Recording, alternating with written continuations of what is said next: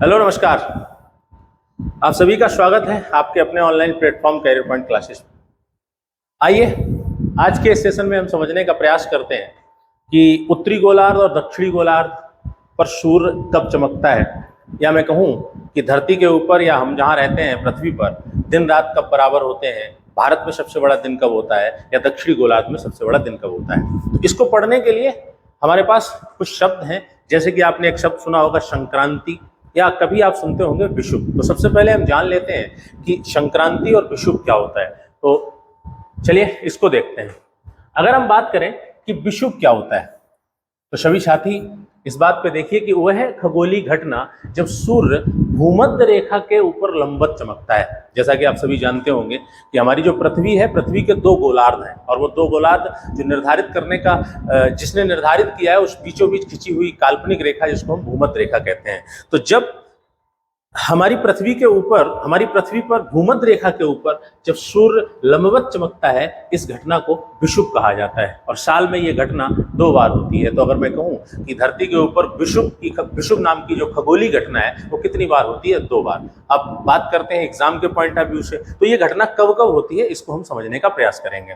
दूसरा अगर आपसे कोई पूछता है कि बताओ संक्रांति क्या है, तो संक्रांति का मतलब है जब सूर्य कर्क रेखा और मकर रेखा, मेरे सभी साथी अच्छे से जानते होंगे कि उत्तरी गोलार्ध में 23.5 डिग्री अक्षांश रेखा और दक्षिणी गोलार्ध में 23.5 डिग्री अक्षांश रेखा को हम मकर रेखा और उत्तर वाली को कर्क रेखा कहते हैं। तो कर्क रेखा और मकर रेखा के ऊपर जब सूर्य लंबवत चमकता है तो उसको हम संक्रांति कहते हैं। संक्रांति के नाम से हमको 2 फैक्ट परीक्षा के दृष्टिकोण से याद करने होंगे, एक कर्क संक्रांति और एक मकर संक्रांति। तो ये घटनाएं कब होती हैं, इसके लिए आप परीक्षा देने जाने से पहले 4 डेट अच्छे से याद करके जाइए। एक आपने 21 जून की घटना सुनी होगी, एक आपने 21 मार्च सुना होगा, एक आपने 21-22 सितंबर याद रखा है, और कभी कभी आपने क्वेश्चन देखा होगा 22 दिसंबर। तो चलिए इसको समझने के लिए हम इस चित्र के माध्यम से समझते हैं। जैसा कि इधर आप देख पा रहे होंगे, ये हमारा सूर्य है और ये हमने पृथ्वी बनाने का प्रयास किया। हमारी पृथ्वी के ऊपर यहाँ पर जो ये रेखा खिंची हुई है, ये कर्क रेखा है। कर्क रेखा 23.5 डिग्री, और ये वाला जो गोलार्ध है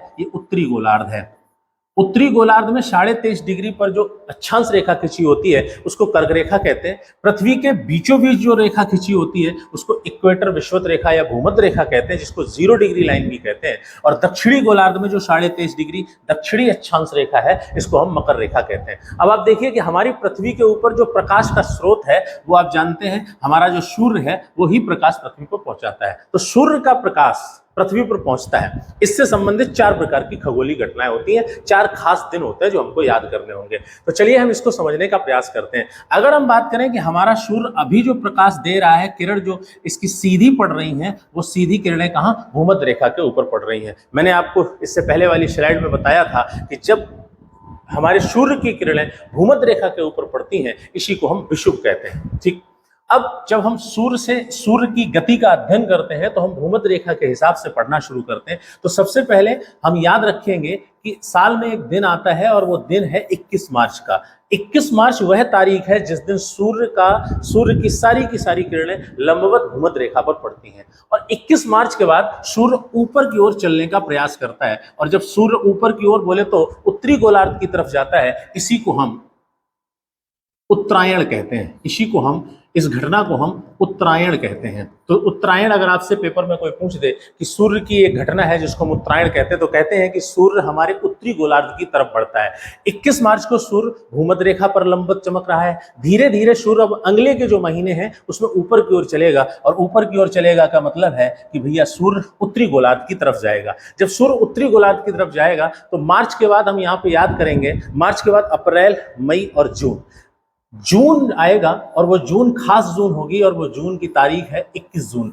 21 जून को सूर्य लंबवत चमकता है, किस रेखा के ऊपर? कर्क रेखा के ऊपर। याद करना इसलिए आसान है, सबसे पहले आप आधार मान लीजिए मार्च को, मार्च के बाद अगले 3 महीने अप्रैल, मई, जून। 21 जून को सूर्य उत्तरायण होता है और अधिकतम ऊपर की ओर होता है और लंबवत चमक रहा होता है कर्क रेखा के ऊपर। जिस दिन सूर्य कर्क रेखा के ऊपर चमकेगा, और वो तारीख हमने बताई 21 जून, इसका मतलब है उस दिन सूर्य कर्क रेखा पर चमक रहा है, और सूर्य जब ज्यादा देर तक चमकेगा तो उत्तरी गोलार्ध में जो सबसे बड़ा दिन होगा वो कब होगा? 21 जून को। जून के बाद सूर्य फिर दक्षिणायन होना शुरू होता है। इसका मतलब जून के बाद सूर्य दक्षिण की ओर चलने लगता है और दक्षिण की ओर चलते समय सूर्य 22 सितंबर या 23 सितंबर को सूर्य आके भूमध्य रेखा पर लंबवत चमकता है। ध्यान से समझिए, मार्च के बाद हम जून में पहुंचे, जून के बाद फिर 3 महीने, जून के बाद छोड़ दीजिए, जून छोड़िए, जुलाई, अगस्त, सितंबर। सितंबर में सूर्य फिर आके भूमध्य रेखा के ऊपर चमकने का प्रयास करता है और ये भी दिन हम विषुव के नाम से जानते हैं। तो यहां तक आप समझे होंगे कि जो विषुव की घटना होती है साल में 2 महीनों में होती है, एक मार्च और एक आपका कब हो जाएगा, सितंबर।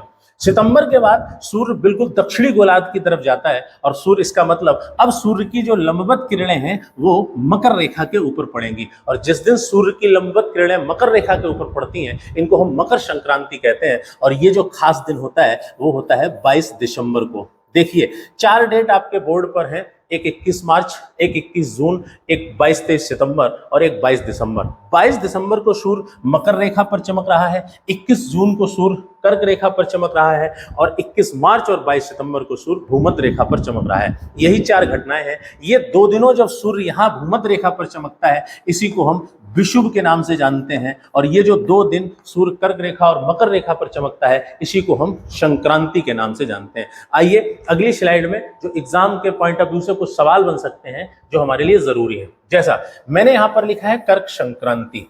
कर्क संक्रांति के लिए अभी मैंने आपको थोड़ी देर पहले समझाया, इसके लिए सभी लोग नोट कर लें और याद कर लें। वो दिन होता है 21 जून का। सूर्य कर्क रेखा पर लंबवत कब चमकता है, 21 जून। और आप जानते हैं कर्क रेखा वह रेखा है जो भारत के बीचों बीच से गुजरती है। इसका मतलब हम भारत में सबसे बड़ा दिन 21 जून को होता है। इसके लिए 2 फैक्ट आप याद करके जाइए।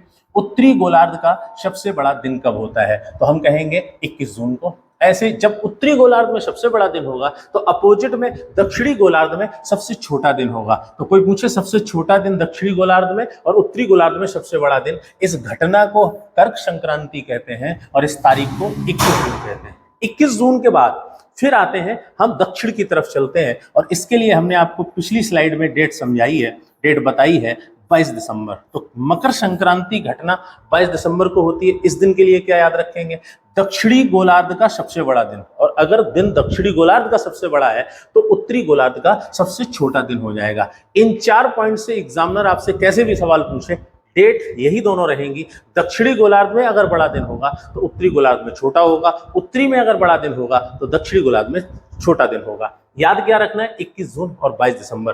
2 डेटें मैंने आपको और बताई थी और वो थी, एक थी आपकी 21 मार्च और एक डेट थी आपकी 21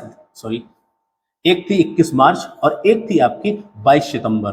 22 सितंबर, 23 सितंबर, आपको कोई एक डेट मिल सकती है। ये खास वो 2 दिन है, साल में 2 दिन है, एक मार्च का महीना और एक सितंबर का महीना। इस दिन दिन और रात बराबर होते हैं। परीक्षा में सीधा सवाल हो सकता है दिन और रात कब बराबर होते हैं हमारी धरती पर, तो हम कहेंगे एक तो 21 मार्च या कहेंगे 22 सितंबर। ठीक है, तो कर्क संक्रांति और मकर संक्रांति, क्या होता है शरद विषुव, क्या होता है बसंत विषुव, ये भी आप याद रखेंगे। ठीक है ना। और साथ ही साथ हम शरद विषुव की बात करें तो आपका सितंबर वाला हो जाएगा, शरद विषुव सितंबर में हो जाएगा और बसंत विषुव जो है वो 21 मार्च को हो जाएगा। तो ये छोटी सी जानकारी इस सेशन में थी, आप सभी लोग इसको पढ़िए, नोट करिए और परीक्षा के लिए इंपॉर्टेंट है तो इसको याद भी करिए। ठीक है, धन्यवाद। अगले सेशन में फिर आपसे मुलाकात होगी। जय हिंद, धन्यवाद।